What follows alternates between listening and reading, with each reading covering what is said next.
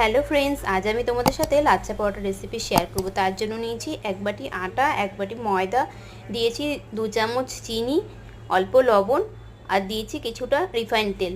শুকনো উপকরণ ভালো করে মিশিয়ে নিয়ে পরিমাণ মতন উষ্ণ গরম জল দিয়ে মেখে একটি ডো রেডি করে নিয়েছি। তার থেকে একটু বড় করে লেচি কেটে গোল করে বেলে নিয়েছি। আর এটার মধ্যে ময়দা রিফাইন্ড তেল দিয়ে একটা গোলা রেডি করেছি। সেইটার থেকে নিয়ে এটার মধ্যে কিছুটা হাত দিয়ে মাখিয়ে দিলাম। তারপর যতটা সম্ভব সরু করে কেটে নিয়ে সেই কাটা অংশগুলোকে এক জায়গায় করে নিয়ে তার থেকে একটি লেচি তৈরি করে নিলাম। তারপর এটাকে হালকা হাতে বেলনের সাহায্যে বেলে নেব। বেশি কিন্তু চাপ দেওয়া যাবে না, তাহলে কিন্তু লেয়ারগুলো নষ্ট হয়ে যাবে। এদিকে একটি তাওয়া গরম করতে বসিয়ে দিয়েছি। দেখুন কতটা লেয়ার পড়েছে, বোঝাই যাচ্ছে। এবার একদিক সেঁকে নেওয়া হয়ে গেলে উল্টে দিয়ে দুদিক সেঁকে নেব। তারপর পরিমাণ মতন রিফাইন্ড তেল দিয়ে ভেজে নিলাম।